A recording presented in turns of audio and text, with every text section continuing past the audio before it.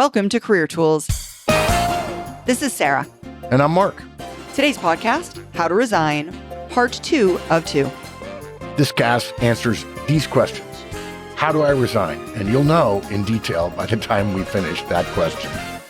Do I need to resign in writing? And who do I tell? Who can I tell about my resignation? If you want answers to these questions and more, keep listening. Want your team to influence and inspire more effectively? The Effective Communicator Conference teaches participants to read their audience, adjust their approach, and communicate with clarity. Give your people the tools to deliver results and lead confidently.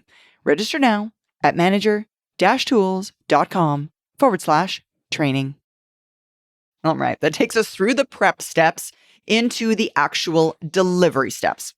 So again, I'm going to start by reading out loud the list of delivery steps, and then we're going to break them down individually. They are: don't do it in writing, do it privately to your boss, never in anger, say nothing negative in any way to anyone about anyone ever, say I'm resigning, follow it by something nice, then discuss the timing. You don't have to answer any questions. Be ready to be escorted out the door. Have your transition file ready to share, and tell no one, no matter what. Good. So, first one, and we have to get this question once a week. Don't do it in writing, okay? There's no requirement legally, no matter what your firm has to say, to have this.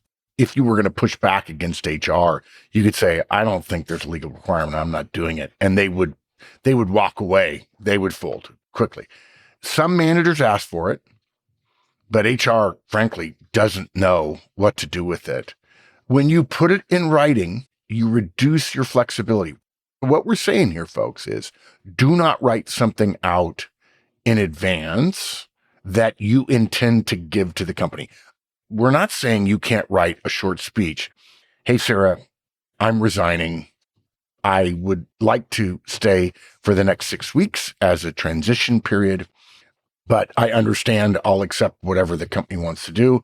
I've had a great experience here. You've been a great boss. I've learned a lot. I wish the company well. I wish you well. I'm going to miss you guys. And that's okay to write that out and rehearse it.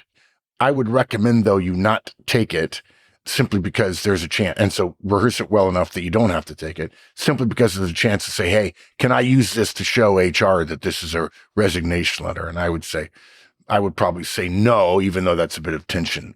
So if you give them something in writing, it goes places you can't control. And so a verbal resignation, people ask us, what's the legality of this? A verbal resignation is a legal resignation, full stop. Okay. Now, obviously, there are details to be worked out for the company in terms of your last paycheck and all those kind of things. And there's a general assumption in the vast majority of cases that you can assume some ethical behavior on their part.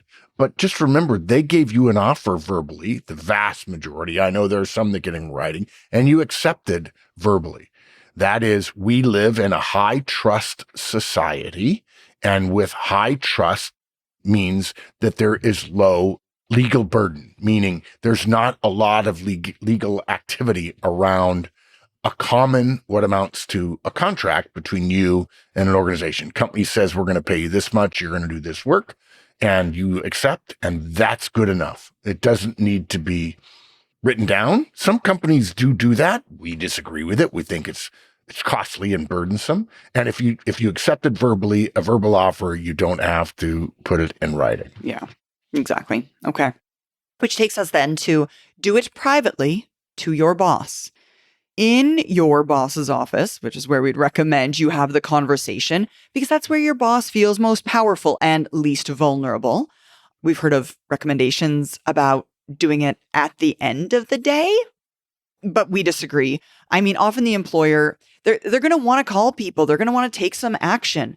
Anything that you do in your delivery of your resignation that makes it more burdensome or less convenient for them or puts them in a defensive kind of posture, any of the things that you do that work against what you desire to get from this instance aren't a good use of your time.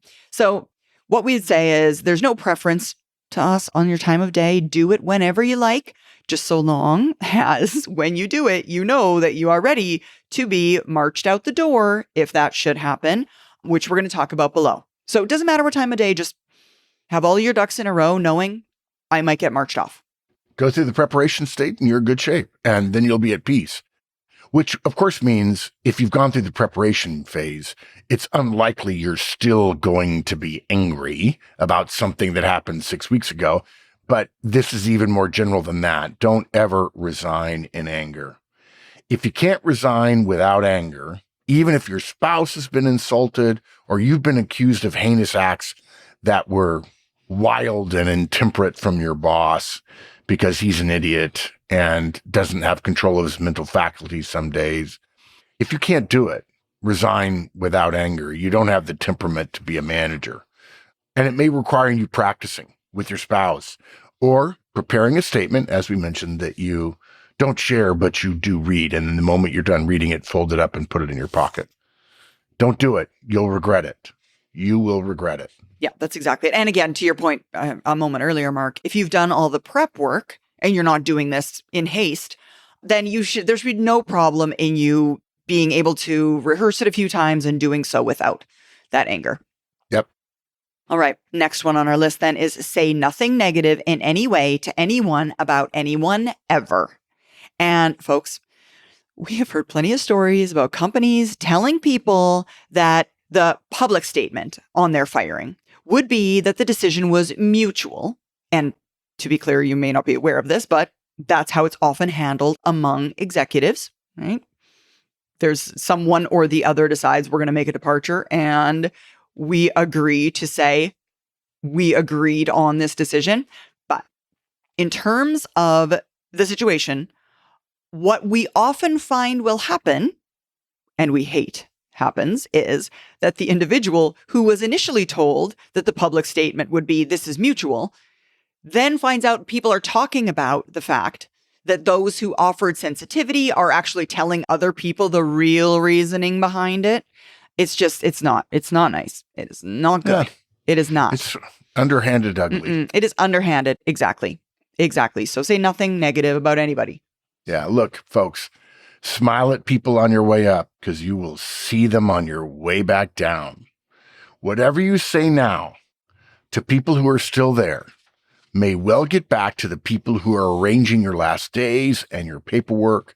And if you start complaining or moaning or whatever, maybe they're going to send you off with cake, or, they were going to do a thing at the pub across the street.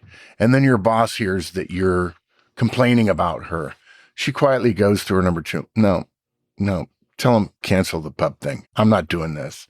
I'm not going to do the right thing while they're intentionally doing the wrong thing because they think they're free and clear. In fact, we have firsthand knowledge of situations where somebody resigned and they had a long-term timing and then the behavior went unprofessional really quickly. It's like, yeah, it was a courtesy to both you and to us that it was going to last 3 months, the separation process in terms of disentanglement. But no, you're done today. That's the thing. Yeah, exactly. All right. Next one on our list then is say, I'm resigning, follow it by something nice, and then discuss timing.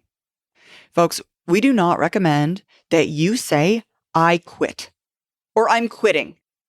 Just strike the word quit from your vocabulary now as it pertains to this situation. It is perceived as emotionally immature. And why wouldn't it be? It's not professional. It comes across in anger, which, going back to our previous, you don't want it to come across in anger. The word quit is just, it's an aggressive word that does not need to come into this conversation. Yeah. It might sound like this. Janice, I'm resigning. There's a lot to like here. I'll miss a great deal. I'll certainly miss working with you, but I've accepted another offer. I can stay for up to 4 weeks and would be happy to negotiate the timing of this. That's it. It's really, really simple. And you notice it says after the name, I'm resigning. It doesn't say there's a lot to like here. And I've got some bad news and I really had trouble. Bury the lead. Exactly. I've had trouble thinking about this. And all of a sudden, Janice already knows. And now her head is spinning and she's not listening anymore on important critical and sensitive conversations, you have to have a sense of directness and brevity. As Churchill says, short words are best, and the old words, when short, are best of all. You don't try to obfuscate what you're saying, just saying, I'm resigning. Exactly. Next then on our list is you don't have to answer any questions. And folks, you may think you're supposed to, but you do not have to answer questions. Only answer questions if it benefits you or, and this is unlikely to be the case, it benefits the organization without any chance whatsoever of hurting you. Now, I say it's unlikely to be the chance because, folks, it's not unusual that people want to do the right thing. They want to give reasoning. They want to answer the question, why are you leaving? And that is then used against them in a way, or that gets back to others, or you don't have to answer any questions. It's not, going back to Mark's conversation earlier about the law. It's not the law. You don't have to tell them why. No. I'd rather not share is completely fine. Yeah. If they make an exit interview a prerequisite for getting your last check or paying you out completely or paying you for your unused PTO, personal time off, or whatever they call it in your company, which, by the way, is unethical and wrong, but some companies do it. Go to the exit interview and just don't throw anybody under the bus. Why are you leaving? I got a better offer. Well, what makes it better? Well, more money. Well, what are they paying you? I'd really rather not say, because now that I have accepted that, to me, that's somewhat confidential. But I certainly didn't leave because of the pay problem here. Don't draw that conclusion at all. Yeah, you just need to learn. In fact, we have guidance on how to handle exit interviews, right? Yeah. Next, be ready to be walked out the door. Okay? So you could see where the weeks in advance, you've got to have all that stuff done. Okay? This is why the preparation, we said the preparation was really where you make your money. It does happen. In our opinion, it's ugly. You know, my favorite business movie of all time, Margin Call, starts with, now I'm going to forget the actor's name, the guy who is so good. He's got a show on Italian cuisine now. Stanley Tucci. He's just brilliant. He only has 5 minutes on screen, but he dominates. And he goes into a meeting and doesn't realize, and then all of a sudden they hand him a box and he has to clean out his desk. And luckily he hands the thumb drive to his colleague.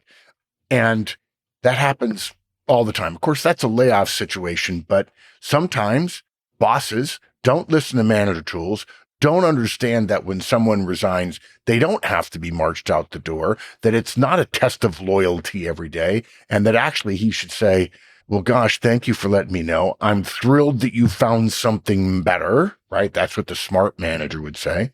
But unfortunately, you may not work for a smart manager, and there are plenty of not smart managers in the world. So have your files copied, have your desk mostly ready, have your cash set aside, all that kind of stuff. We don't want it to happen to you, but it could. Yes, exactly. And then the next one on our list, have your transition file ready to share. Now, we always recommend this.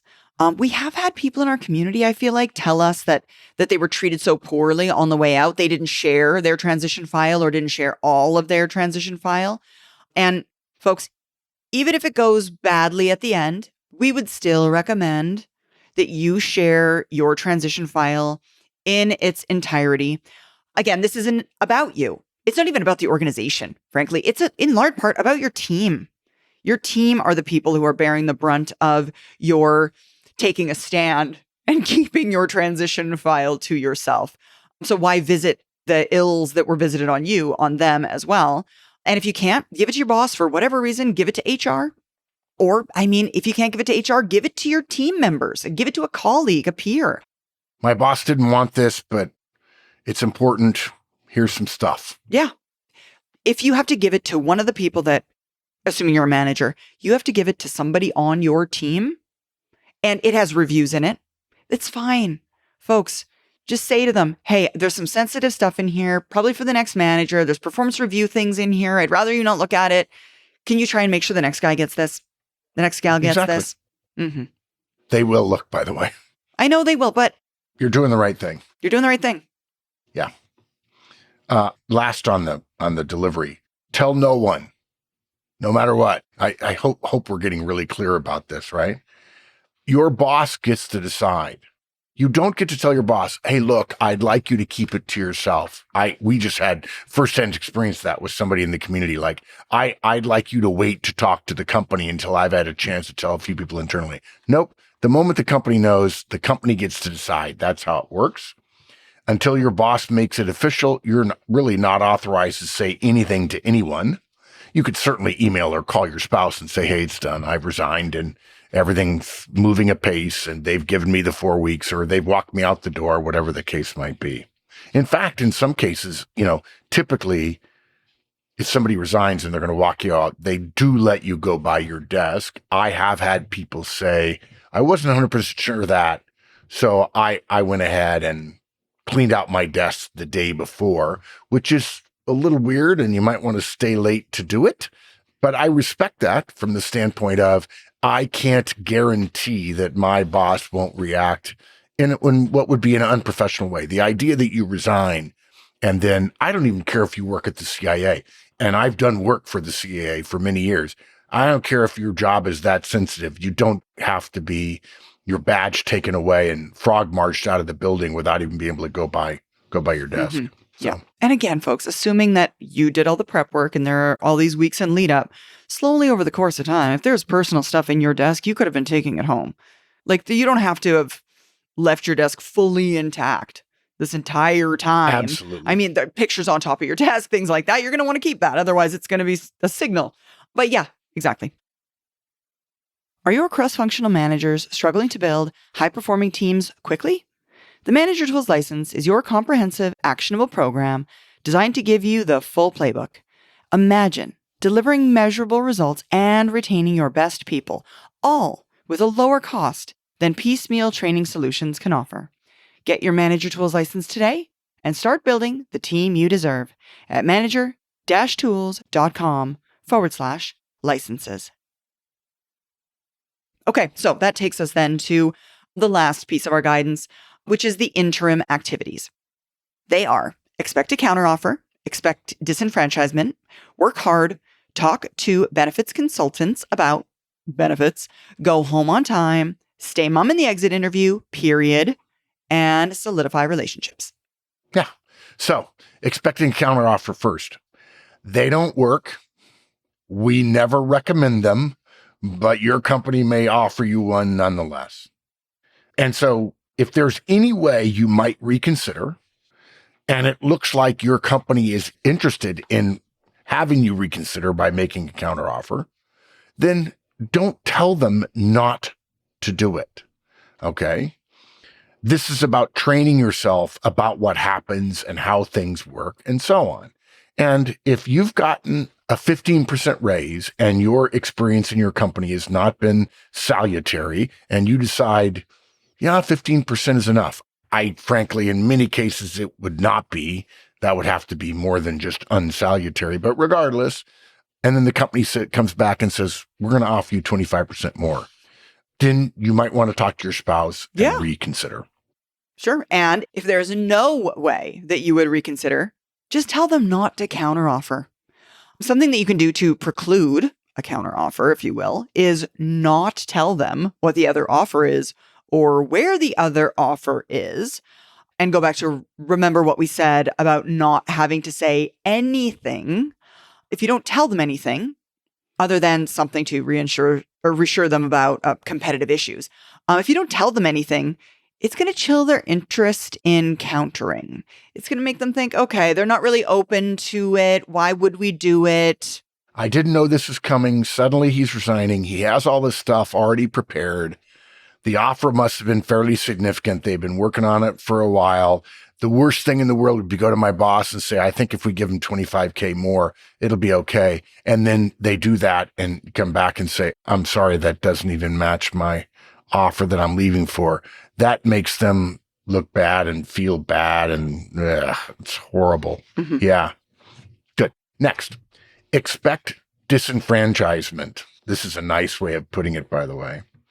You're now what is known in diplomatic circles and certain military circles as a PNG, a Papa November Golf, which is persona non grata, someone who is not welcome. Things will be different for you, okay?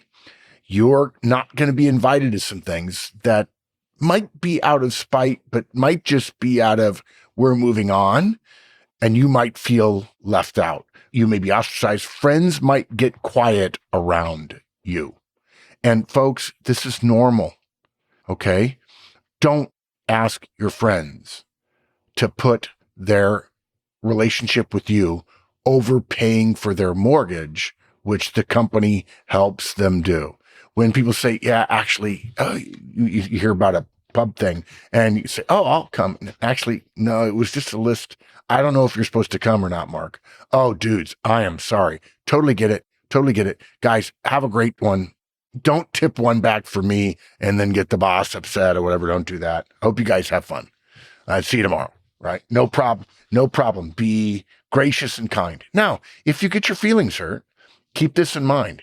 Your company doesn't care about your feelings. The people in your company might, but be careful about chewing away at those feelings of negativity because they're not going to help you. Focus on the new job, the new opportunity, and recognize that some people are clumsy. Some people are intentionally vulgar or rude or disrespectful, and put it in your Delta file of how you won't treat people. If somebody resigns on your team and they're staying for 2 more weeks, they're still on your team. If there's a pub night on Thursday, it happens to be quiz night or whatever, they get invited. And when they express to you their surprise that they got invited, say, dude, you're still a part of our team. And we like working with you. You're a good guy. And we're sorry to see you go. We're actually also happy that you found something better. We don't think we're bad. We just think you found something better. And that's good for you. And what are we going to do? Ostracize you? Stone you? Nah. Exactly. Okay, that takes us then to the next piece, which is work hard. And for those of you that cannot see the show notes, both of these words are in all caps. Which is rare. Which is rare, exactly. If you do not get the show notes, then you might consider becoming a licensee. Wink, wink. But work hard because this is what a professional does. Now, we're assuming if you're a manager, you've been doing weekly one-on-ones with the folks on your team. Meet twice with your directs during this time. Talk to your directs about their futures and any recommendations that you might have, things that you've seen, things that your unique perspective on the situation might help them with. Walk them through their review up until this point in time. All of those things, doing all the things that you can do, again, to set them up for success in your absence. Good. Now, look, it's possible you'll be precluded from doing this. Oh, no, you can't do that. Or, oh, their role has changed. Or, oh, this or that or whatever. But if that's going to happen, it's going to be a function of time. Bosses rarely are going to have the guts to say to you, don't talk to anyone. If they would do that, then they'll just have you leave. So it's really, really unlikely. It's happened in rare cases. I've seen it and heard about it, but it's okay. Yeah, exactly. And folks, you might even want to help your team out in those early days and host what we call a post-resignation team meeting. We have a podcast for that. And the reason we recommend it is, so many people in our community asked us, I've been building relationships with these people through one-on-ones for weeks and weeks.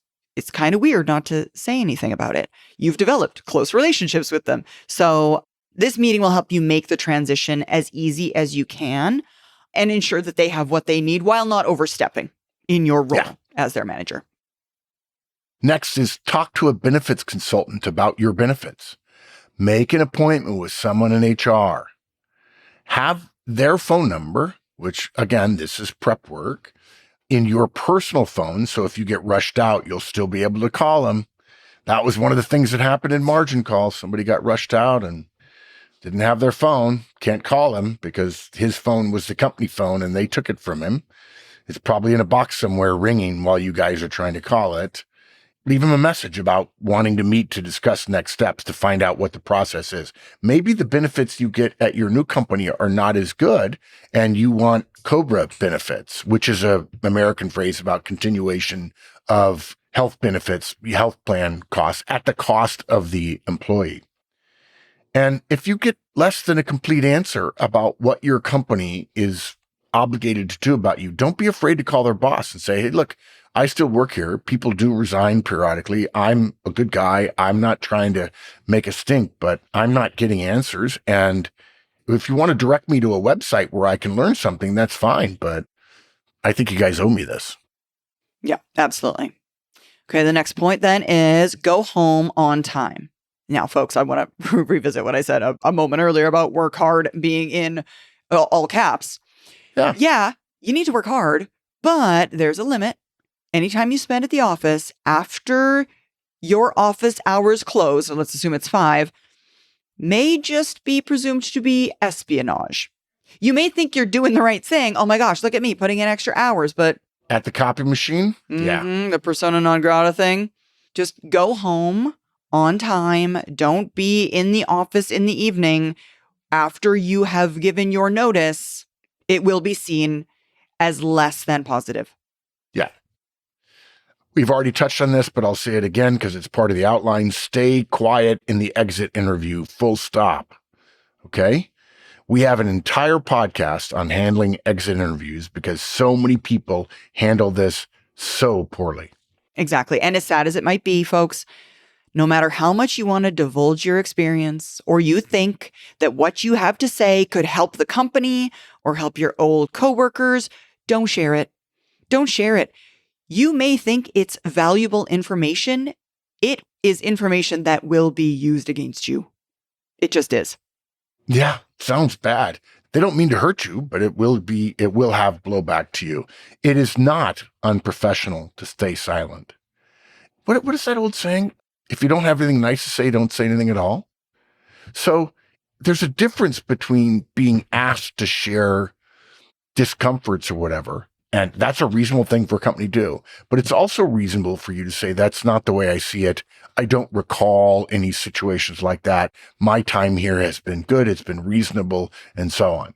And could you hint at something that happened 10 years ago? Yes, but that's not the reason for your resignation, and that's not going to change anything. And companies have momentum, and the idea that one person can stand up against the momentum is going to make a difference is very limited. And you have to consider, if you're going to be Horatio at the bridge and say, no, this is wrong or whatever, you have to consider the potential for blowback on you. We regret that that's true, but it's true. It'll come back to haunt you. So you resigned. You're not the one they should be taking most seriously, regardless of what you think that they're asking you. So just trust us. It'll come back to haunt you. Be nice, be mum. You'll be fine. Exactly. You will be fine. And that's the crux of it. And then the last piece here is solidify relationships. Folks, we would recommend in your departure period, you've given notice now and before your last day, you have lunch every day with somebody that you want to stay in touch with after you leave. You're still here. You can build relationships with individuals in the office now while you still have the chance to collect contact information, make plans for meeting with them in the future, whatever it may be. I mean, we did a podcast recently on networks, how to build a network. And one of the things is staying in touch with your old colleagues. Not rocket science. It's boring. Exactly. Control Shift K. Yeah. Build those relationships in those last few weeks at work. Yeah, because there are 4 or 5 or maybe 20 or 30 people that you really want to stay in touch with. Make sure you talk to them before you leave. It's easy when you're internal. And then say, I intend to stay in touch with you when I'm gone, and put a stay in touch with task into your task minder that you're going to be able to take with you, the one that the company doesn't own. And just reach out to them. Say, hey, I've been in my new job 90 days. It's going pretty good. Miss you guys. Hope things are going well over there. Yeah. And you might want to collect personal emails, personal phone numbers. It's completely up to them whether they might be like, oh, yeah, no, you can send it to my work email. But, you might want to gather contact information that you don't possess today for those individuals. All right. You want me to summarize? Yeah, wrap it up. Okay. Look, guys, resigning is a common part of your career. You'll likely have to do it at some point, and you can handle it with professionalism, which will ensure a positive transition for both you and for your boss and for your team and the entire organization. We care about you. We want to ensure that when you leave your current role, it's done in a way that takes care of you, your team, and you leave on good terms. It may feel like there's tension and conflict and so on, but you can rise above that and set a different tone in the conversation that might help heal the relationship if there's a problem with you and your boss. Preserving your professional reputation and network is something important that's worthy of your best effort. Absolutely. Absolutely. Thank you, Mark. Thank you, sir. Thanks so much, folks. We hope this helped you. Now help us help others and tell your friends. And of course, follow, rate, and review our podcast. And remember, 5 stars only, please. Bye, everyone.